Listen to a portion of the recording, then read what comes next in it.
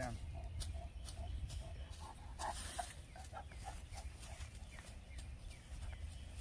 In this video, I'm going to be showing you everything that I'm carrying with me on my upcoming Pacific Crest Trail Thru-Hike, which I start next Sunday. Now, this loadout is going to be a good 3-season backpacking gear loadout for any trail that you could think of in the continental US. Anything from the Appalachian Trail, the Continental Divide, the Pacific Crest Trail, Colorado Trail. This is going to be a great 3-season loadout. Stay tuned. Okay, before we get into the nuts and bolts of what's in my pack, I want to go over a few things that are particular to backpacking itself. There's 3 different schools of thought whenever it comes to your base weight or what's in your backpack that is not food or water. So everything that you're carrying that's not considered a consumable. On the higher end, you have traditional backpacking, which is typically a 15-pound base weight. In the middle, you have lightweight, which is around 10 to 15 pounds for your base weight. And then you have ultralight, which is below 10 pounds for your base weight, and super ultralight, which is below 5 pounds for your base weight. This loadout is going to be lightweight. I'm around 12.5 to 13 pounds. I have a few accessory items like a larger battery bank as well as some vlogging gear since I'm going to be vlogging this Thru-Hike. So your results may vary. Another disclaimer, nothing that I use is something that you have to have. You should find your own style, find your own gear, and not listen to what someone on YouTube or the internet tells you that you need. If you feel most comfortable in a 60-liter backpack with a 20-pound base weight because of whatever item you think that you might need, that's totally fine. I'm not here to convert you, I'm just here to give you some information that you might not know and my own approach to backpacking. So let's get into it.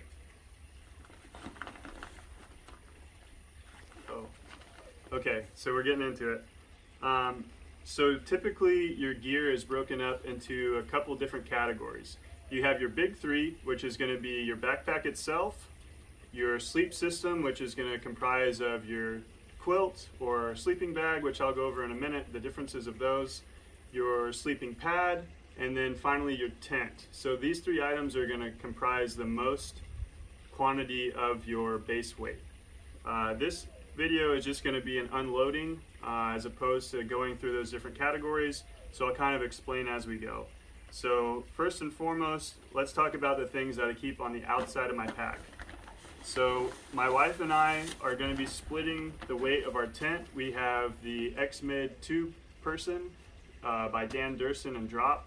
It's a double wall tent that uses our trekking poles. The benefit of that is it's lighter weight than a traditional freestanding tent, and it doesn't have the condensation that you're going to get from a single wall shelter.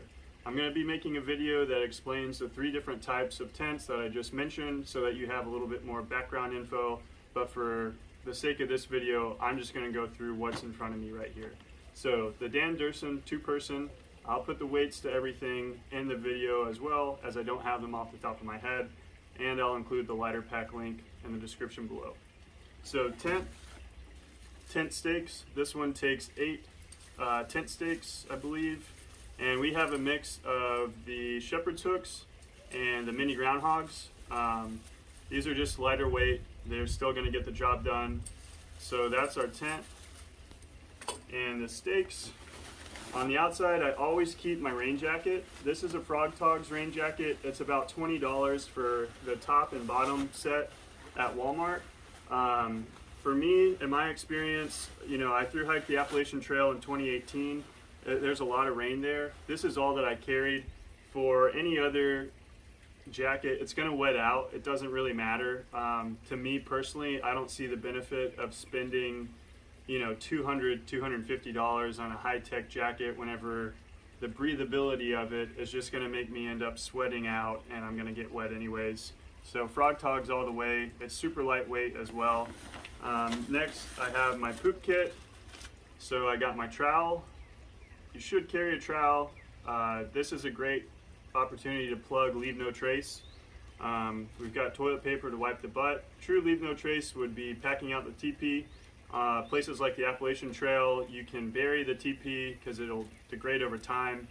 You need to dig a 6x6 inch hole whenever you're burying poop in your TP. So that's something to keep in mind. Next, a new item for me is going to be this sun umbrella from Six Moon Design. We're going to be in the desert with a lot of exposure, so this is able to reflect water. I haven't tested it in rain yet. I don't know how well the seams hold up to heavy rain, but for a shady spot in the desert, this is going to be a great item to have. So to go along with this, I also have the Six Moon Design umbrella attachment system. So it's just these.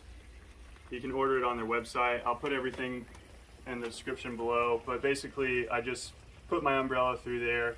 I'll include a clip of me walking with it right here.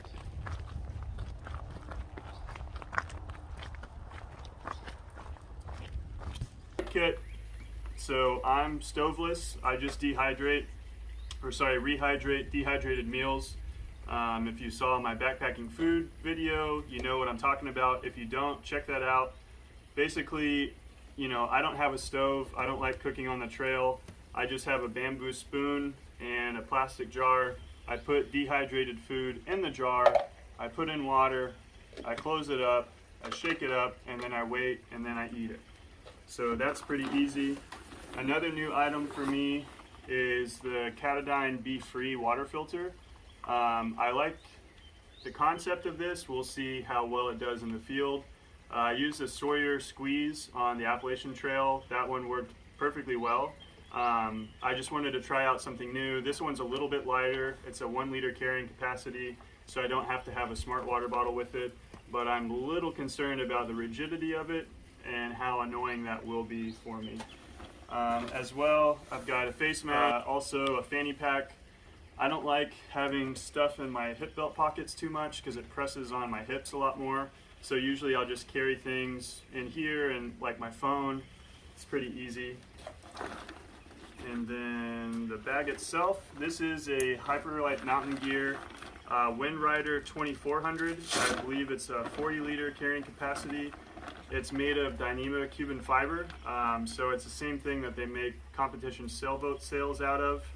It is seam taped, so potentially, you know, nothing is waterproof, but it is very water resistant. I still have some redundancy, which you'll see in a minute, of a pack liner. I don't use a pack cover. I use one on the AT, and it just let water in. So up top, we've got my pillow. So it's an inflatable pillow, weighs like 1.4 ounces. It's by Big Sky. It's a Big Sky Dreamer pillow. So pretty easy. You just undo the valve.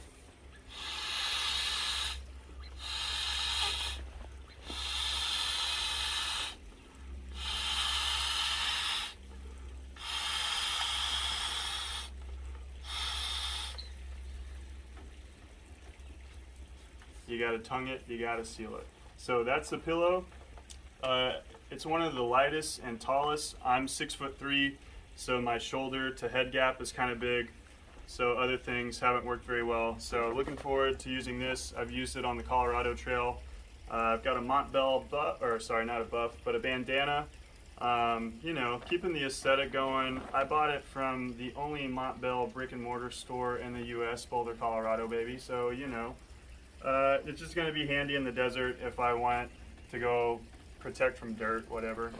Next, I've got the OP odor-proof lock sack 20 liter. This is going to be my food bag. You know, you can make your own decision of bear hang, not bear hang. I'll definitely be using a bear vault where it's required through the Sierras. On the Appalachian Trail, we stopped hanging our food and didn't have any problems. Since I don't cook, the food's not quite as smelly.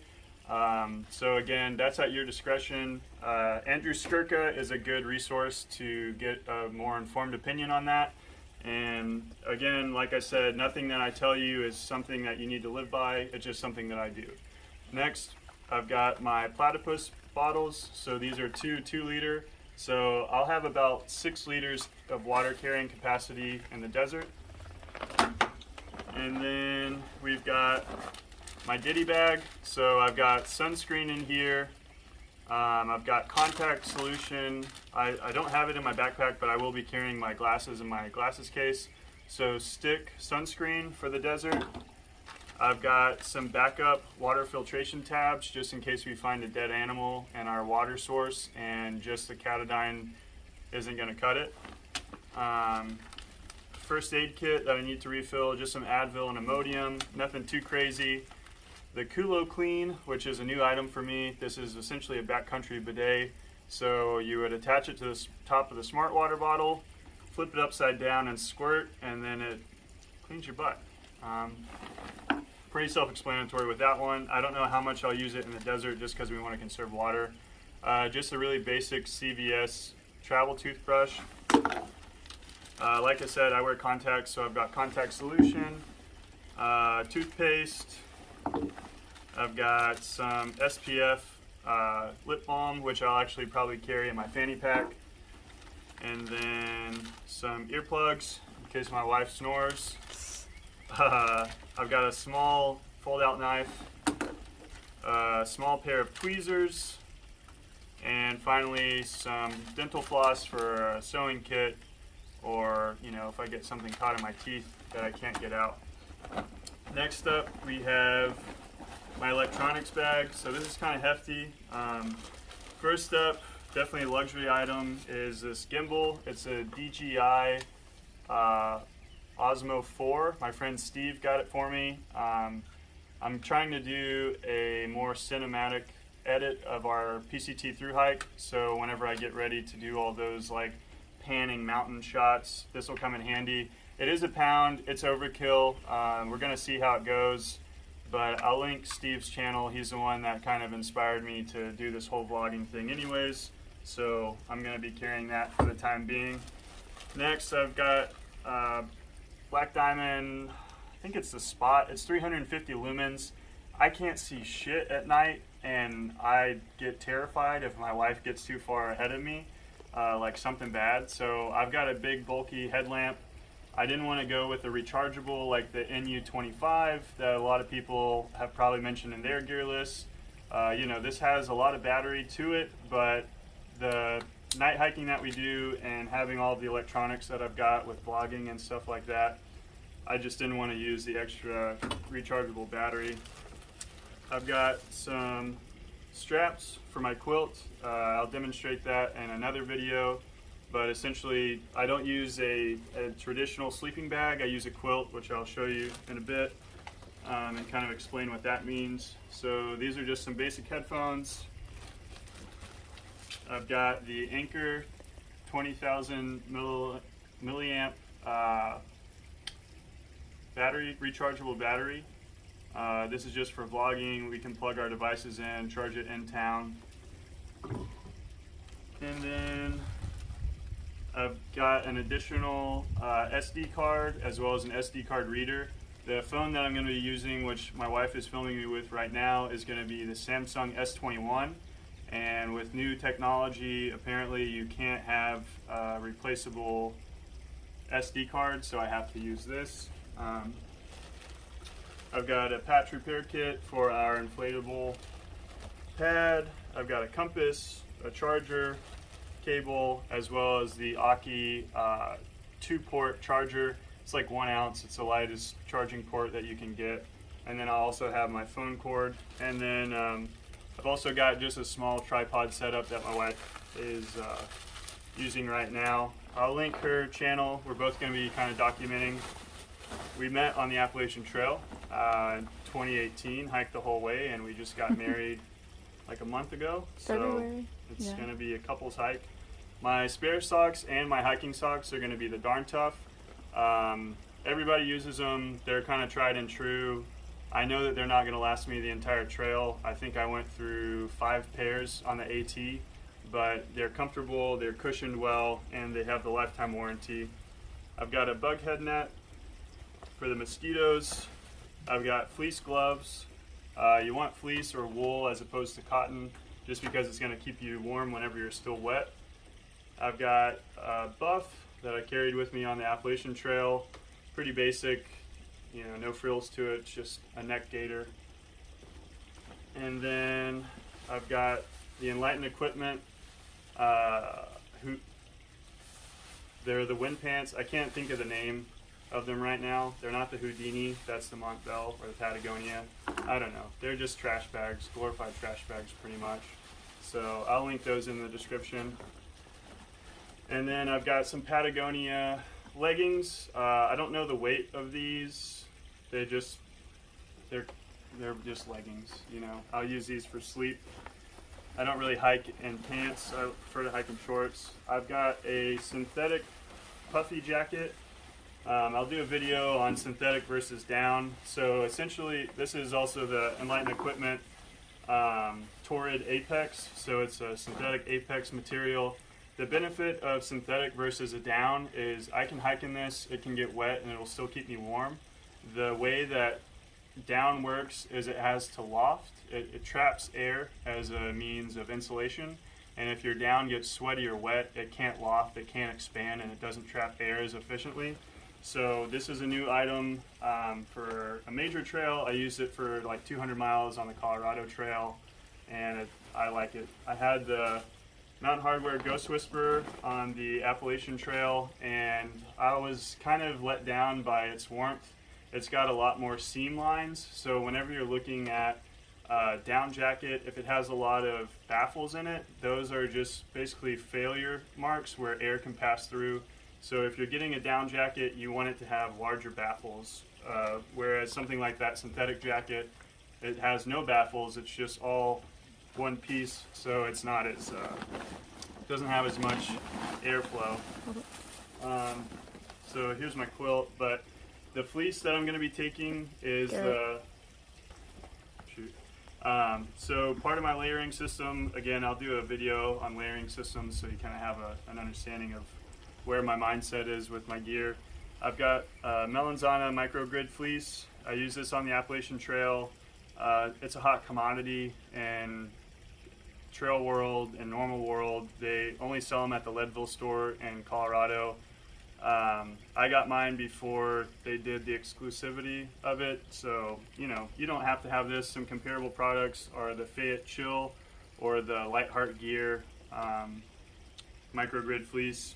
Essentially with the fleece, it's going to keep you warm if it's wet. I like this a lot. A new kind of fabric that's becoming trendier is Alpha Direct by Polartec, the same company that makes this.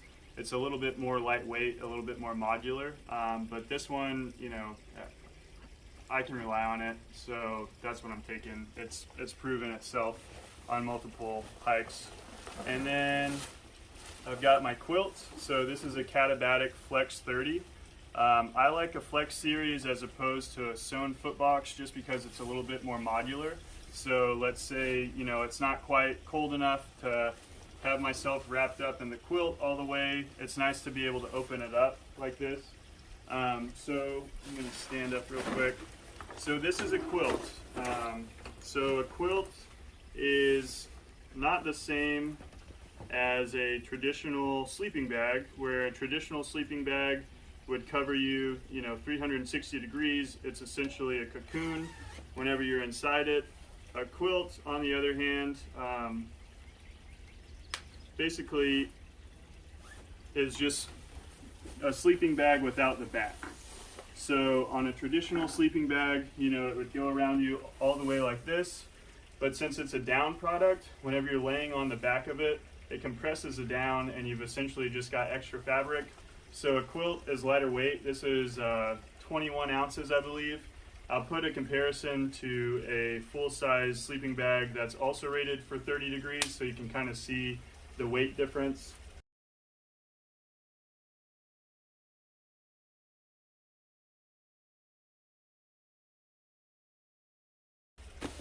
I like quilts. I showed you that the attachment system, so this just attaches over my sleeping pad. Then I've got a liner, nylon plume liner, just some redundancy with the pack. You don't want your stuff that keeps you warm to get wet and cold, so I put everything in there. And then last but not least, on this trail I'm going to have a 1/8 inch pad. I got this from Gossamer Gear. It's good to sit on. I'm not intense enough to only take this as my sleeping pad, So I've also got a large size Thermarest Neo Air X Lite. I'm 6'3". It's kind of too long, but it gets the job done. So essentially whenever we're in the desert or we're up in the mountains, I'll put this underneath to protect it and give me a little bit more insulation. So yeah, that's all my gear, pretty cut and dry. I tried to be informative and tell you why I take the things that I take. So that's what's on my bag, on my back. Now another type of mattress that you can take with you, or a sleeping pad rather, on a backpacking trip or a thru-hike is a CCF, or a closed cell foam mattress. Now there's a few different types. This one here is just a standard eggshell crate, the Thermarest Z-Lite. So a CCF pad isn't going to be quite as comfortable as an inflatable pad, and it's not going to have as high of an R value. An R value is just the amount of heat that the pad reflects back into you. So it's going to keep you a little bit colder at night, but they are a lot more easy to set up. You don't have to blow them up at the end of a long day, and they're a lot more durable. So basically you just lay it out, you lay on it, and that's all it takes to get a good night's sleep. And then this is what I'm going to be wearing on trail. I've got a Patagonia sun shirt. It's got a nice shirt pocket, modularity to it. I can unbutton if I get too hot. It can roll all the way up, so now I can protect my neck from the sun. I'll just have this CDT hat. I haven't hiked the CDT yet, just a supporter, not a participant, unfortunately. And then my sunglasses, and then just some $10 Walmart swim trunks. I need to cut the liner out. And then I'm gonna be using the Ultra Temp 2.0. My wife turned me onto these. I used the Lone Peak 3.5 and the Lone Peak 4 on the Appalachian Trail, and they were a little bit too thin on the cushion. So we bought probably 5 pairs of these. So usually with these shoes, I would say anywhere from 400 to 500 miles is a sweet spot. I've pushed them to 700, and it's just not that comfortable. You might hear people say, you know, oh, I took them to 1,000 miles. To me, that's not bragging rights, that's just neglect. You shouldn't be pushing your shoes that far. Another thing I guess that is good to mention with these shoes, you'll notice they're trail runners. They're not waterproof. They're not a traditional hiking boot like an Oboz or a Merrell or something like that. The benefit of having a trail runner is if you're going through a lot of water, these are going to dry out quicker. They're going to be lighter weight. If you have a waterproof shoe, the same way that it keeps water out, it's going to keep that water in. So, you know, if you step into a puddle and it soaks your foot, that boot's not going to dry out, and you're not going to be able to take care of your feet properly. So I prefer trail running shoes. Again, your results may vary. These are 0 drop. So basically they're meant to support toe splay whenever you walk. So instead of like a higher arch, they've got a wider foot box. Let me take my shoe off for the 3rd time. So these have a wider foot box. It's just to let your toes splay out. Your natural walking movement is just a flat footed, so you're going to stay on your midfoot and let those toes move out. These are ultras, you know, wear what you feel comfortable in. I just want to let you know about that method rather than people promoting like a Merrell or a Oboz or something that they're getting compensated to push on you. I see a lot of like Instagram outdoor influencers that just kind of label whatever big name they see and recommend that. So this is just what I use. It's just a different perspective. You need to find your own style and decide what you like. But thanks for watching, making it this far. Hopefully, you know, there's some budding thru-hikers out there that got some good information from this, or maybe you're interested in backpacking and you don't really know where to start. I'll have a link to all of my gear in the description. If you have any questions, please put them in the comments. I'll attach my lighter pack so that you can kind of see what I'm doing. And that's it.